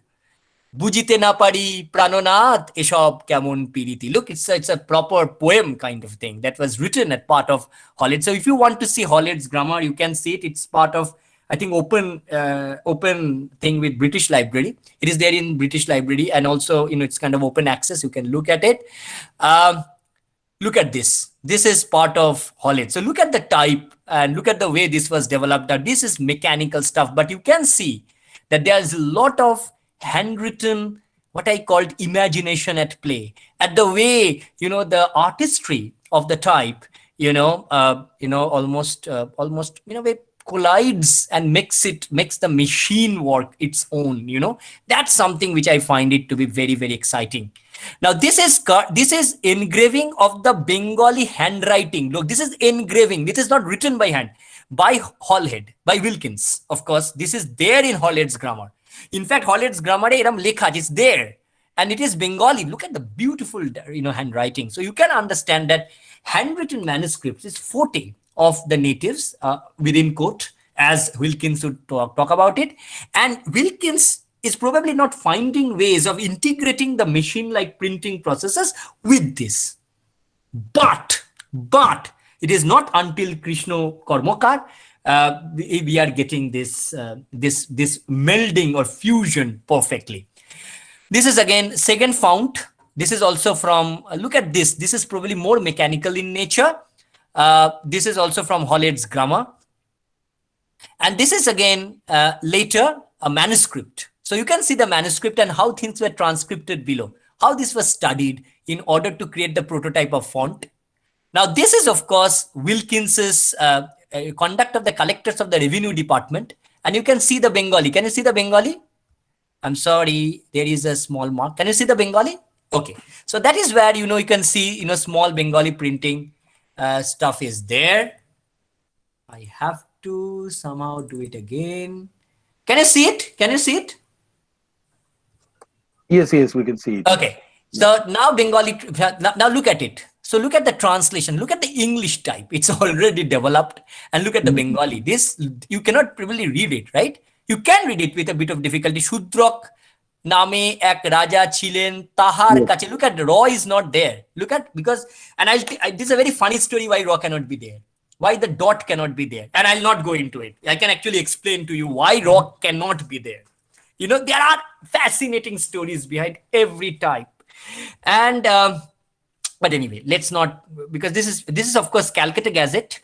And as you all know, this is from the typography collection of Bartolov. This is there in Fiona's book, Kolkata Gazette, as you all know, Kolkata Chronicle Press. So Kolkata Chronicle Press actually created a very different kind of typography, a bit different from Hallhead's. And then let us go to, of course, these are Wilkins type, new types, it's called Modi types. It's D. Turner who has redone it. But let's not work on this. This is the Wilkins collection. You can see it. Now, this is the rudiments of Bengali grammar, which is hot on, which is much, much later, 1821. And you can see Bengali types has actually changed. It is coming closer to what we actually read today. Again, this is again Houghton's grammar. This is, of course, Cheney, Graves Houghton's grammar.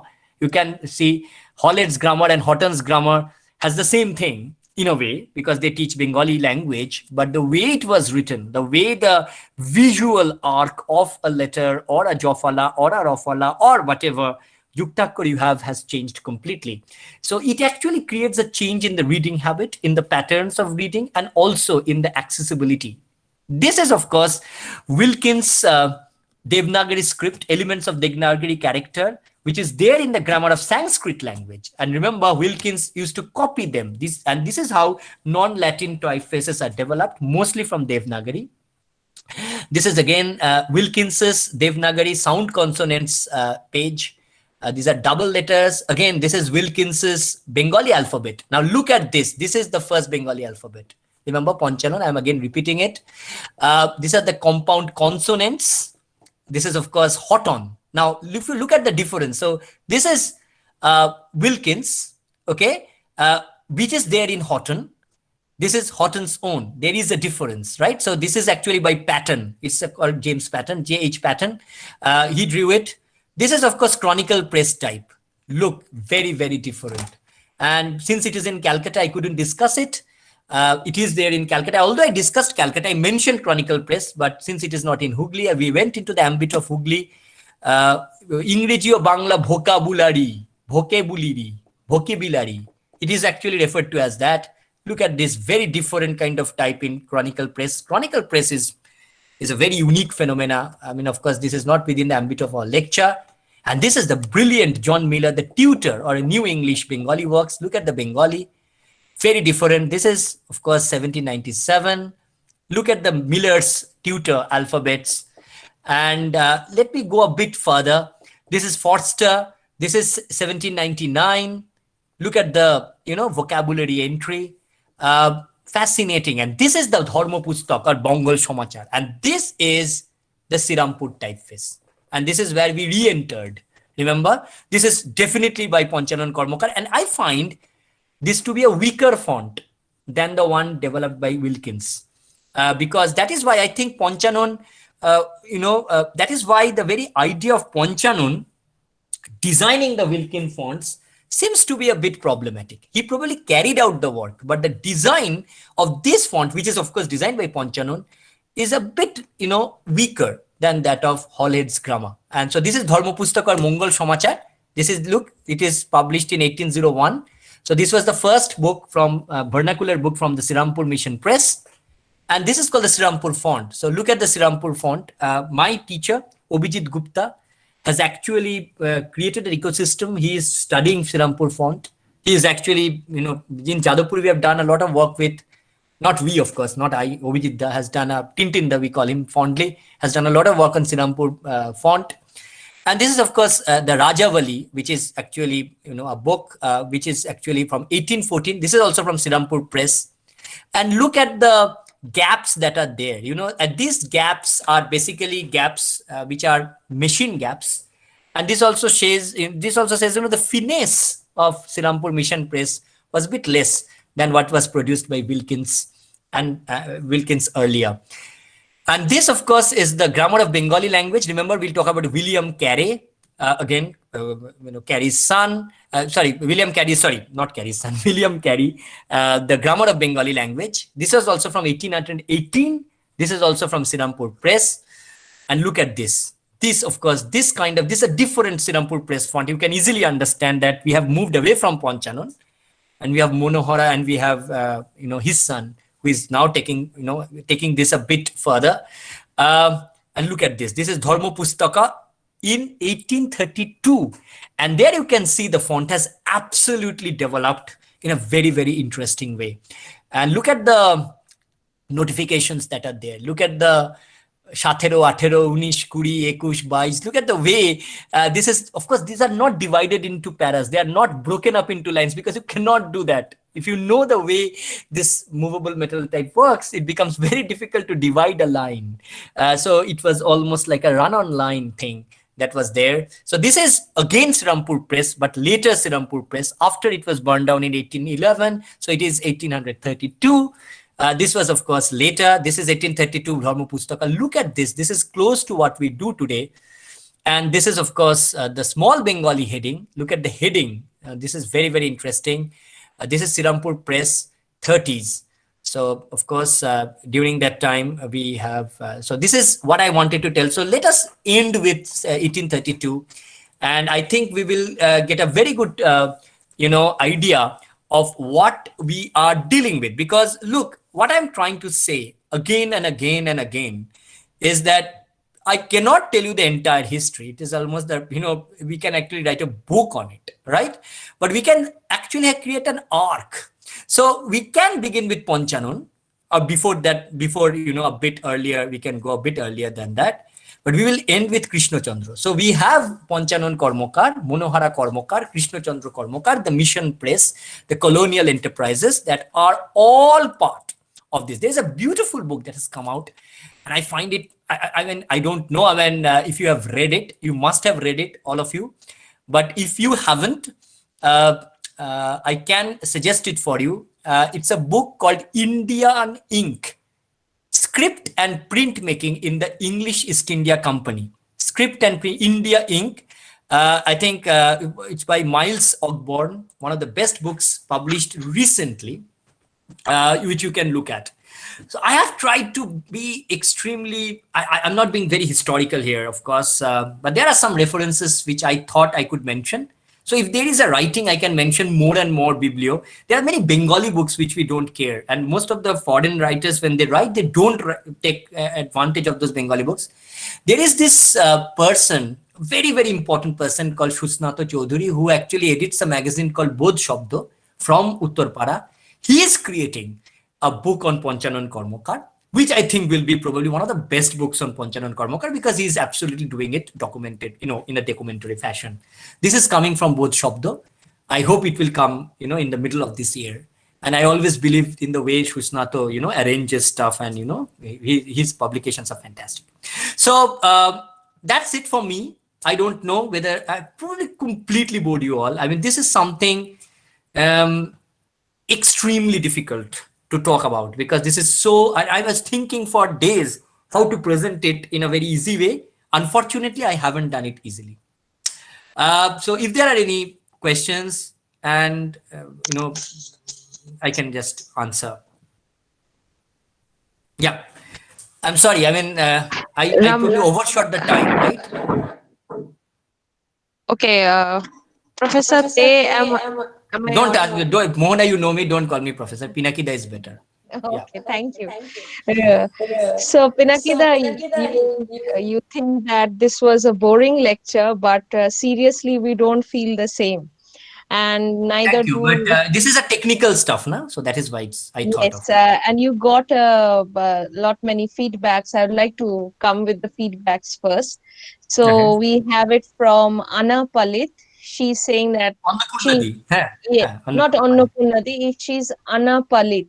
Do you Oh, remember right. her? Annapalit. Yes, I Yeah. know. Yes. She's saying that she's privileged to listen to you. And Thank you. then Vasudev sir from Vasudev. INTACH, yes, and he's saying that he thanks you for his such an informative lecture. Thank you. And then we have Professor Shukriti Ghoshal, who So is Kriti Babu, too, I absolutely admire. Yes. yes, he's Oh, saying thank that you. this interaction was richly informative and it was a rare experience to listen to you. And he wants to get a Thank you. digital copy of the Oh lecture gosh, I as don't know whether it will help anybody because I may have mixed up one. I didn't mix up dates probably, but sometimes when you talk and I'm not talking with any documentation, I have very few documentation here. That may get a bit complicated, but you get a gist of it. That's it. right. So we also have Shoikot Chakraborty, who is saying that he wishes that he could learn all these minute details that you have Oh mentioned. yes, it requires a bit of training.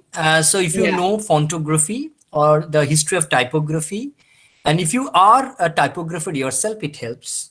And if you learn all this, you can Yeah. do this. In India, you can do this in NID, National Institute of Design. Okay. And we also have Romita Ray, who is saying that it is fascinating, and she also wishes Literary is to, of course from, oh gosh, yeah, yeah, I she's know her. also, she She is wishes, herself fascinating. She's amazing as an historian. anyway, she I wishes can to, see Shomenda, Ian, Mike Nichols. I don't know. I mean, of course, all these people hearing, and it's a privilege to have all of you here. right, right. And will you be will it be possible for you to mention the list of libraries for Romita Ray once again? That you had mentioned in the lecture. Joy Krishna Library is one that you had mentioned. Any more libraries that you were Yeah, speaking so about? there are, well, of course, the Konnagod Library, public Yeah, library. And I yeah. also call the, Andul Mori, the Mohiari public library. And also, I think the Chandanagar Pustakagar. And Mm-hmm. of course, you can go to the Hooghly Library. That those are libraries. Of course, if you go to Dhaka, I have mentioned Rajshahi. Remember the Borendra collection, and of course, if you Dhaka Academy, Bangla Academy in Dhaka, and Dhaka University Library. All of these people, all these are very, very important. I think a lot of work has been done in Bangladesh. Fortunately, we're very fortunate to have a wonderful neighbor, more than wonderful, who are actually doing more than enough to preserve Bengali language, which we are not doing that much, right? Okay. So I think if you really wish to study, Of course, you have to go to SWAS as well as the British Library. Most of them are now being made public. That's a good thing. So the Mhm. India Office records, I think that's also somewhere you can look if you are lucky enough to go. But now they are all being made digitally available. So I think you don't have to you don't have to board a plane and go to Britain now. You can actually see this as part of digital archive. You also have the School of Cultural Texts of Jadavpur, which does a lot of work. It has actually created a repository of old Bengali printed textbooks. So, the history of print is something that we are taught in Jadavpur in detail, in great, great detail. Of course, we are indebted to Sukanta Chaudhuri, who is, of course, a kind of a mentor to me, and also Shopon Chakraborty and, Ubijidda and Omlanda, Shupriyadi for, teaching me all these, when I was pretty young. And then, of course, I got interested and I began to, study photography. So that helped because I'm also a professional designer who knows photography. So that helps. Okay. So there is another feedback from Dr. J. Ghosh coming in. That is a wonderful experience and Pinaki being a very good speaker right through. So I really don't know the full name of J. Ghosh. I don't know whether you might be Okay. able to recollect. No, I don't. This is Joyadi. This is Oh, Joyadi from Bengal. Joyadi. Okay, okay. So that is it. So we go straight away to the questions, Pinakida. Yes, yes, Uh, please. Yeah, so we have the first question from Amritendu Chatterjee. He's Hmm. asking, Sir Ponchanan Kormukar used what kind of typeface, wooden or metal? And also want to Both, know, of course. You always start with wooden, and then, of course, metal is, of course, something that we all know he is more famous for. Of course, metal. But, wooden, actually, you must understand, this transfer from wooden to metal is a kind of a, you know, is a kind of a historical transformation. If you know the way, look, wood print. So, there is this guy called Albrecht Dürer, of course, in Europe, who actually talks a lot about the wood block printing. Okay, so this very shift from wood block to metal is a kind of a shift that also happens in Europe. It happens here as well because it's since it is part of the European enterprise. So he did both probably. Of course, metal is something that he's known for. We are all talking of metal typefaces very clearly, but this is something that he's talking of, right? I think Mhm. we are talking mostly about metal. Okay, Yeah, okay. yeah. Mhm. Okay, so there is a question from Antora Di. Antora Okay. Di is asking whether there is any women contribution as I regards. really don't know. This is such a gray area, and Yeah. I really don't know of anybody. Frankly, I really don't know. I mean, this is of course a very male world, and I can understand that. Mhm. I haven't seen no any reference, and as far as I am concerned, I don't know Right. if anybody will do it. Mm. But right now, we don't know. Okay.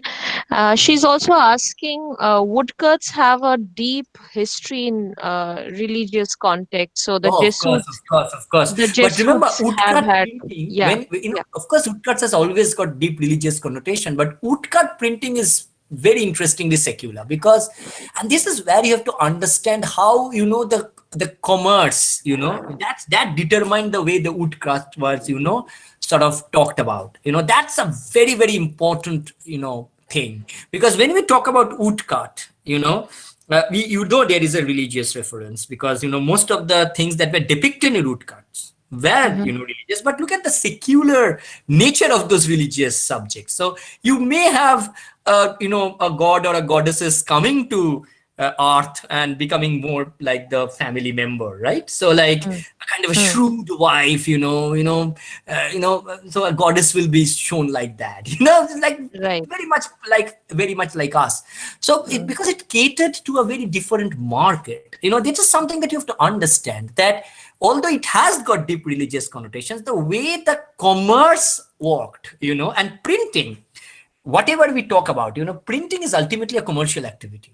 So Mm. for say Kerry, for example, it was a kind of an activity meant for missionary purposes. It has a purpose, but Mhm. mostly a commercial activity. So woodblock printing is of course very commercial. Now remember the demands of the people will determine what kind of woodcut will be there. I think that is the very heart, so the commerce drives everything, at least in printing, as far as I am concerned, because ultimately you're printing to sell or you're printing to do something. Okay, say for example, Right. for Peary, you are having an aim. So you're not doing, artistry and printing normally doesn't go hand in hand. But Okay. there is always those people who will, introduce certain things which will make printing artistic. So how do you, look at the way typefaces, look at Caslon, for example. Many people don't know, the italics, for example. We Right. talk about italics, right? So who Right. actually called about italics? Italics was developed by a Renaissance person. We never mentioned his name in Renaissance, Aldus Manutius. Now, Aldus, later on, we know the Aldus type. The Aldus Manutius, who was an apprenticeship to Aldus Manutius? Do you know who was apprenticeship to Aldus Manutius in his press? Erasmus. Desiderius Erasmus. And he wanted to publish his book in a certain way. So he became, the look of the book, sometimes always, you take a leap out of the commerce and sometimes do something which is completely artistic as well. But there is an aim as well. And the aim is to sell. And that aim cannot be taken away from the art of, so there is the art of printing, but there is also the business of printing, and both go hand in hand. You cannot divorce one from the other. And that is why the very idea of market driving, the market politics, driving the demand and the way these things are disseminated as mass objects, plays a very important role. And there is a politics to it. Plays a very important role. Okay. Shubhranshu Babu has actually asked a lot of questions. Yeah. And I must tell you, I must tell you, Shubhranshu Babu is, of course, a person I deeply admire. He knows a lot more than me regarding printing. And I must, because I can see this stuff. Can I just tell it to you? Yeah. First of all, I agree with Shubhranshu Babu. Hatel Lekha is Kalikumar Rai. Kalikumar Rai was basically the handwriting expert or calligrapher of the College of Fort William. Remember, we are talking of 1826. So the handwriting actually is taken from Kalikumar Rai, as Shubhranshu has completely rightly pointed out. Next, of course, he was talking about, where any preset people pati Hooghly, the reference which is found is Prochar. Yes, I agree. And that is what I was, I don't know the exact reference. I know the reference. But I really don't know the name. I don't know the specific name. I have A.J. Barba Bachan, Andrew Saheber, Joseph Andrews. I have talked about Andrews, cursorily, right? But we are talking about Chinsura, Pipulpati, these areas, the local presses that were there, right? I am not too sure of many references. I will ask Shubhranshu. With the help of Panchanon printer, as we all know, Dharmapustak, Tutor, of course, all this stuff, the Lord Cornwallis Code, Notun Copper Tribe, of course, the Copper Tribe. These are all the Bengali, the Banglar Code, which is a very technical term. Again, he's right. And ধাতুবিদ্যায় হিন্দুরা উন্নত ছিল যার জন্য বাঙালি পঞ্চানন কর্মকার বৈপ্লবিক. Yes, I think বৈপ্লবিক, of course, though, if you know metal casting, it doesn't mean that you can integrate that very idea of metal casting into, the way language, printing works. So I think বৈপ্লবিক, of course, it is revolutionary in one way. Again, if you look at it, it's something, of course, it is revolutionary for me, at least. And I'll tell you why. Because to know metal casting well is one thing, but to apply it to something which is, viewed with deep suspicion. Okay, it's actually part of modernity. The whole idea of printing press coming to India. And remember, it was mostly done to print what? Missionary articles, in Bengali. So people will be extremely skeptical. If I know a lot of references where people are very skeptical of these books. Almost like the black books, kind of, because these are, almost weapons of conversion, within quote, if you allow me. And, you are actually printing it into, like a demon, making sound and printing, the very arrival of modernity comes with the way the technology is enmeshing it, and it's almost destroying the way the handwritten typescripts or the manuscripts were used earlier for Bengali, educational purposes. So there were a lot of suspicion, and then to do it in that way, it is revolutionary, because to know metal casting is one thing, to apply it to this is, I think, a bit different. And দেওয়ানি ব্যবস্থায় ফার্সি প্রচলিত ছিল, যা ছাপার অক্ষরে প্রকাশিত হতে পারত। হুগলি পর্তুগিজদের অবদান আছে? Probably yes. Probably yes, because as I've already told you, Portuguese were instrumental in establishing the first printing in India. And this much almost sure. We are almost sure of this. And this was in Goa. I've talked about it, right? And that was much earlier, much earlier. So remember, we talked about Goa, and then we talked about a bit about Bombay and Travancore. I didn't mention Travancore that much, but a bit there. So I probably surmise there were Portugal influence. But where are the documents? That is where I have huge problems. You know, I have been through a lot of things which many people say, but you know, unless you back it up with historical documents, you cannot write it. That's a problem. So Shubhranshuda is 100% right. I'm 100% sure that he knows more than me in this area. I'm absolutely, very happy that he's also hearing me. Because I have grown up reading his articles. And I must tell you, he's one of the finest local historians we have. I have read, Vishwanatha and Shubhranshuda and Rajotda and all of them. And, I normally grew up in them. But, Portuguese were probably involved, but there are no references. I haven't found anything in the direct referencing. Indirect, I have to look at it. I think he's right. I think there must be Portuguese references, because why should you? You have Farsi, right? Dewani Vyavastha, during the Dewani, of course, the Farsi was there, remember? Would have been the most simple choice for Hooghly. But why Bengali? Right. Why? It's a brilliant question, but I really don't know the answer to it. But Kalikumar Rai is definitely right. I forgot to mention his name. And of course, Shubhranshuda being Shubhranshuda, he completely got it instantly.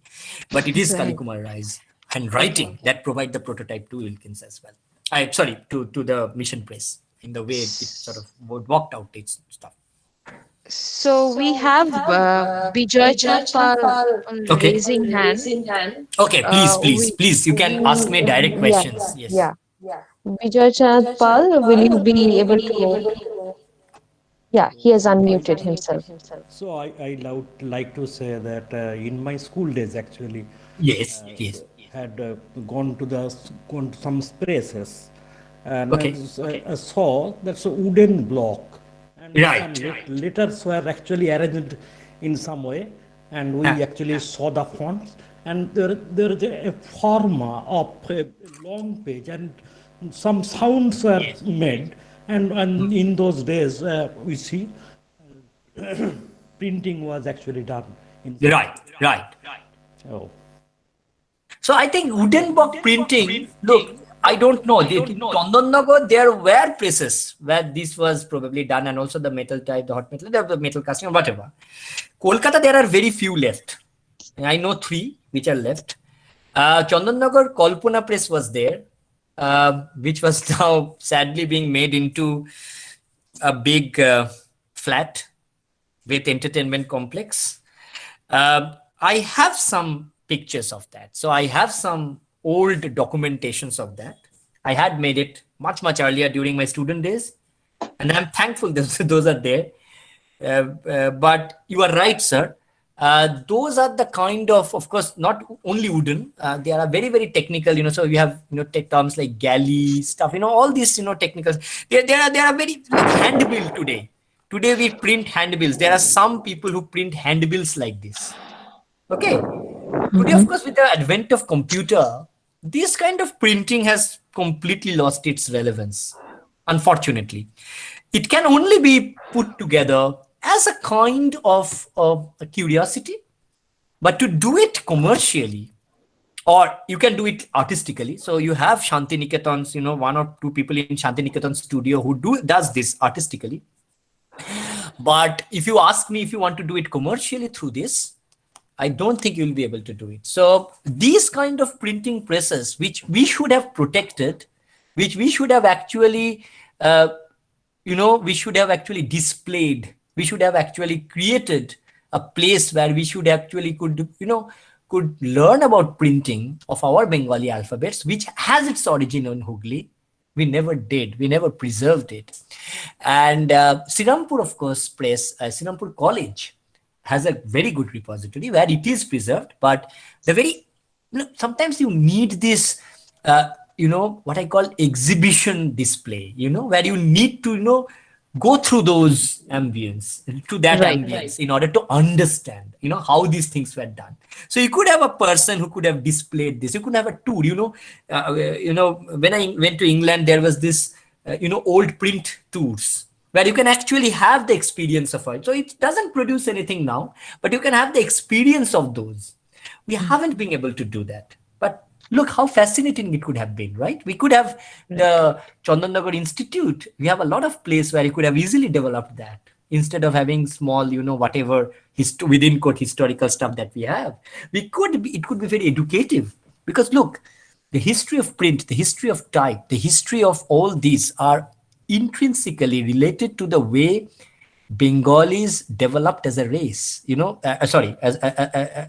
race is of course kind of, I'm sorry, I mean, it's like a politically incorrect term, as a kind of the Bengali culture has changed. I think that's, where I think that, the history of printing becomes important, because history of printing is not typography only. History of printing is much more than that. But I have concentrated on vernacular typography mostly, because this is where I think the Hooghly really innovated. And of course, because of these people. Now, what I deeply miss is the historical evidences in all of these writings. So I see a lot of great writings, but sometimes they seem like anecdotal.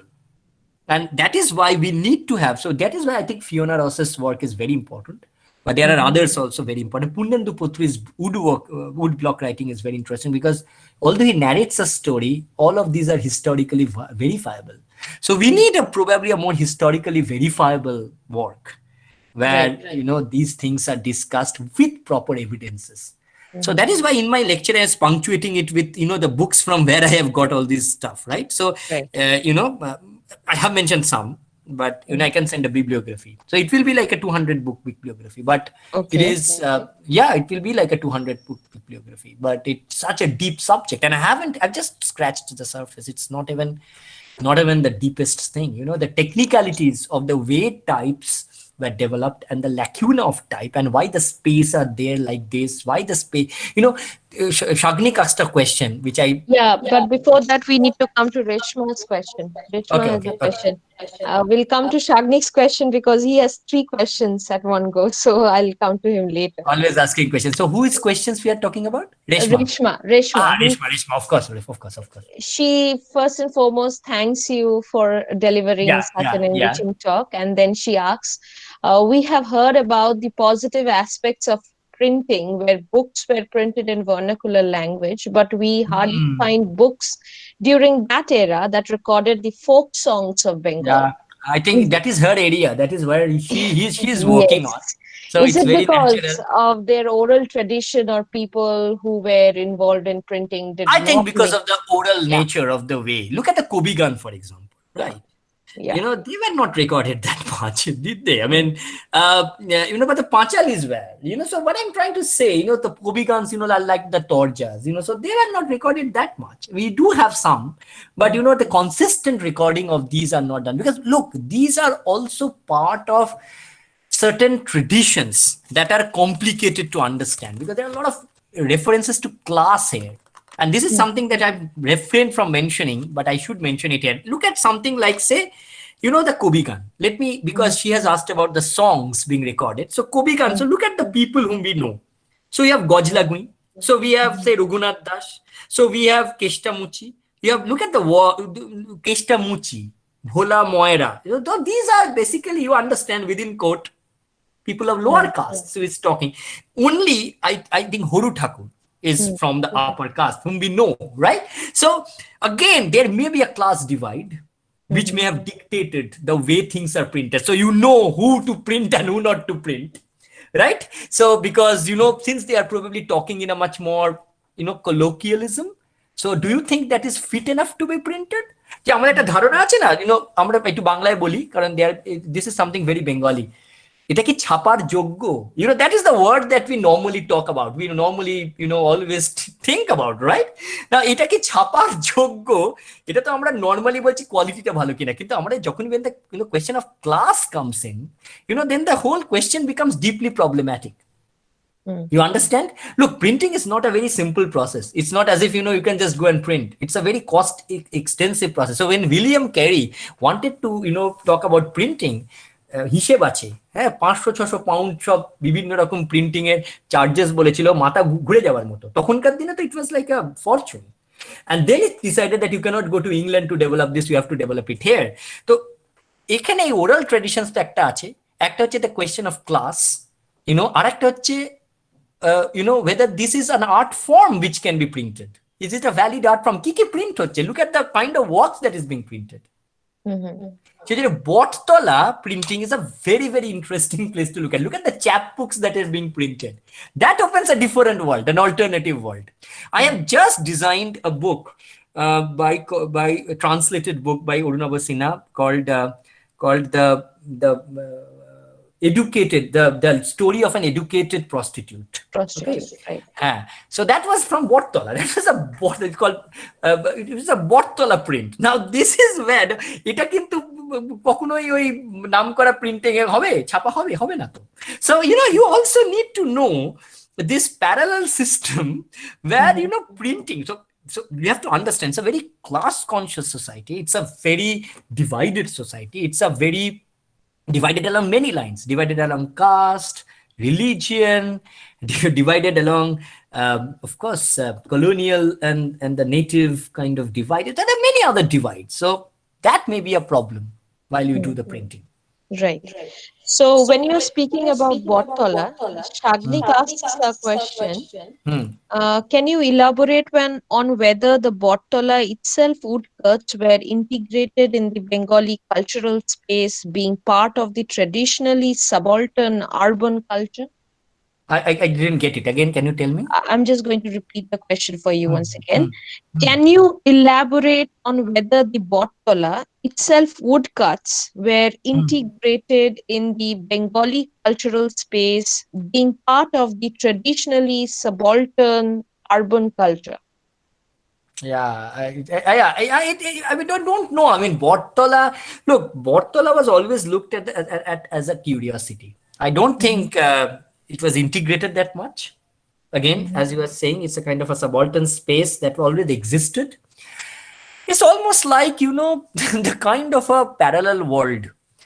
So if you look at it, it depends on the perspective from which you are looking at. So for a common man, all this stuff which are printed from, Andrew Saheber printing press and all that, are almost Greek and Hebrew.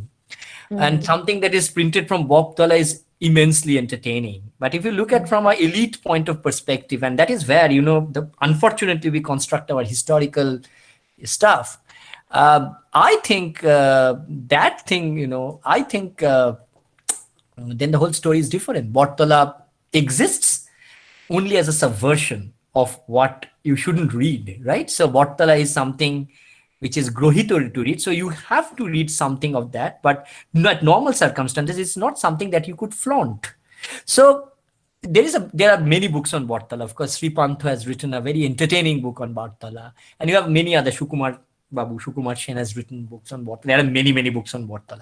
But the problem of Boltz is, I think, is deeper than just that being an alternative subaltern space. It is also related to the way, the prints of Boltz, the way the books were printed in Boltz, and that is where nobody has paid too much attention. The way Boltz books were printed, look, they didn't have all this huge stuff, right? Look, these people, huge means, of course, within walkable stuff. For example, Srirampur Mission Press, it was an establishment, right? Now, where was Boltz books were being printed and how? And that's a question. So if you understand that, you will probably get an answer to this. And this is something that nobody does at length. So people have brilliant stories about Boltz, anecdotes, it being a great space, it being a subaltern space, it being something that you can look upon as a parallel world and all this blah, blah, blah, blah, blah. But the answer is the very in the very act of printing, and the very act of printing done in Vartala is very, very interesting. Very few people have worked on it. I know of one person who has worked Orithro on the very act of printing in Vartala and how it differentiates the way things are, the way, the class of books are being codified in Bengali life. So that's, I think, a good question. Okay, that's, I think, good question, but it's very difficult to answer because you can always look at it from different perspectives and give, different answers. So we have another question coming from him. May I go Yes. ahead? Differences between various Bengali fonts, more of a conscious More of a- artistic issue. yeah. I think it's the casting issue. It's more of a casting issue, but I cannot discount the artistic issue. So if you look, I was talking about, there was Kali Kumar Rai's handwriting being, considered as a prototype. So there must be something artistic as well. So it is not as if it is purely functional.